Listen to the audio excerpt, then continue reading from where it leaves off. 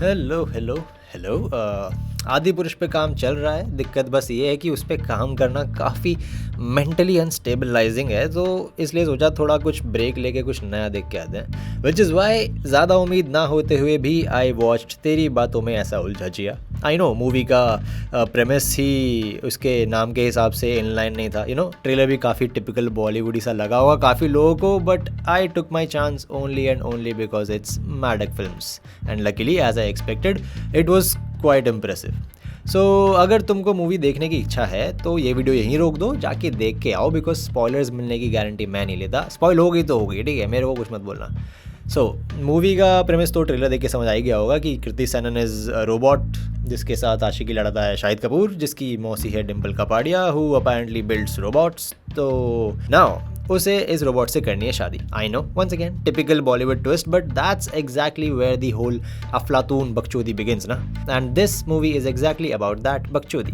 Starting में लगेगा कि भाई ये क्या हो रहा है, but as it progresses things will tone down and everything will make sense. Basically it's a concept similar to Chitti Chitti robo, but मेरे हिसाब से much much better, because Chitti robo में रोबोट में एट द पॉइंट चीज़ें बिल्कुल ही अनरियलिस्टिक सी हो जाती हैं, but this one is very much close to and revolves around a decent logic. Plus what makes this movie even better is की आज की तारीख में द फैक्ट इज़ की AI अब इतना ज़्यादा प्रोमिनेंट हो गया है। लोग लगभग हर चीज़ के लिए आजकल शायद AI या फिर मशीन पे डिपेंड करते हैं। More than ever in today's date AI और उससे होने वाली अच्छी चीज़ें एंड इवन उससे होने वाले कांड पॉसिबल लगते हैं बहुत ही ज़्यादा। I mean trust me dude, every other day just feels like we are getting closer to one of the Black Mirror episodes becoming a reality, and that is something जो इस मूवी में fair enough तरीके से touch हुआ है। In fact actually if you sit down and think about it, अगर तुम गौर फरमाओगे तो इंडिया में जितनी तादाद में ठरकी लौंडे भरे हैं, जिस हिसाब से उनका दिमाग चलता है, उस हिसाब से देखोगे ना तो this movie will make even better sense.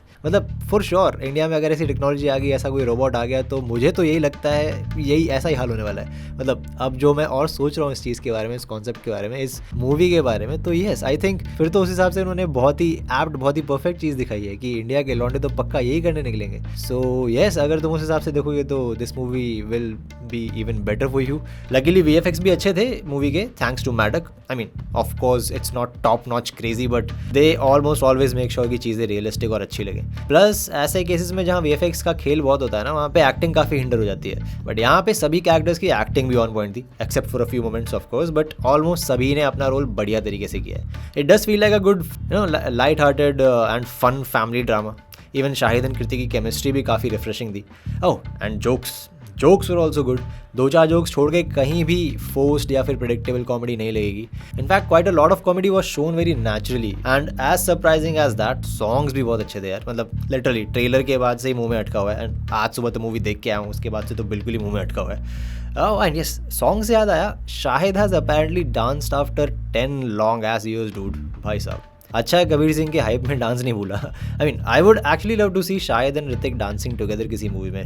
Hope some director picks up on this. खैर along with all this to pull off such a script, good thing is कि सिनेमाटोग्राफी एंड डायरेक्शन में भी अच्छा खेल खेला है, एंड सबसे important चीज़ logic का कत्ल नहीं किया भाई। यस 2-3 मोमेंट्स थे जहाँ लग सकता है मे बी कि भाई कुछ भी, बट गुड थिंग इसकी उन सीन से भी स्टोरी बिगड़ी नहीं। इनफैक्ट टुवर्ड्स द क्लाइमैक्स सारी चीज़ें अच्छे से सम अप करी हैं, एंड द बेस्ट पार्ट इसकी जब तुम्हें लगेगा ना कि ओके मूवी खत्म, अब क्या ही होगा सब मालूम है, ठीक है, तभी मूवी को typical Bollywood FIDE happy ending नहीं दी, उल्टा क्लिफ हैंगर पे छोड़ा है। दैट टू काफ़ी स्मार्ट क्लिफ हैंगर है bro.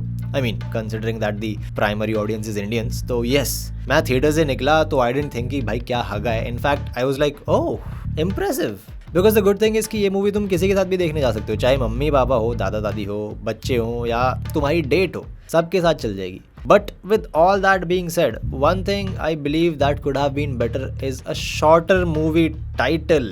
Because to be honest, trailer से ना तो मैं डिसअपॉइंट हुआ था ना मैं इम्प्रेस हुआ था। I would say fine, good try, कोशिश अच्छी है ऐसे जॉनरों में ऐसी स्टोरी बनाने की, बस एक कमी रह गई, वो था इसका टाइटल। मतलब what is this? I think जब इसका ट्रेलर आया था तब ज़्यादातर लोगों का यही बोलना था कि क्या है, what is this, but then I was very close to not even going for this movie, but I am glad that I did. That's why trailers and titles are so important. It makes a lot of difference कि तुम किसी भी movie को audience के सामने कैसे present करते हो, सारा का सारा खेल वहीं पे खत्म हो जाता है। And for this one specifically it looks like it might have a sequel, I hope it does. And इस सीक्वल में आई बिलीव मतलब जिस हिसाब से इन्होंने सीक्वल का सेटअप किया है, आई थिंक ये लोग इस एस्पेक्ट को ज़्यादा महत्व देंगे, इस एस्पेक्ट को ज़्यादा एक्सप्लोर करेंगे कि कैसे अब AI is bad. I mean you know जैसे टर्मिनेटर एंड एवरीथिंग होता है, मतलब obviously without the time travel part, how AI can be bad और वर्स। मेरे ख्याल से उस चीज़ को ज़्यादा एक्सप्लोर करेंगे नेक्स्ट पार्ट में अगर बनता है तो। That is why I hope कि नेक्स्ट पार्ट बने। तो बस अगर जब भी वो बने उसका टाइटल भी थोड़ा बेटर दे दे तो बहुत ही बेहतर होगा। या सो और टाइम ना लेते हुए आई वुड से कि अगर टाइम है और पैसे हैं तो जाओ जाके मूवी देख के आओ। ट्रस्ट मी, डिसअपॉइंट तो नहीं होगे, it will be fun only. और देख के आ जाओ तो कमेंट्स में बताना कैसी लगी, और या फिर देख के आ चुके हो तो बताओ। बाकी मिलते हैं आदि पुरुष में, है ना।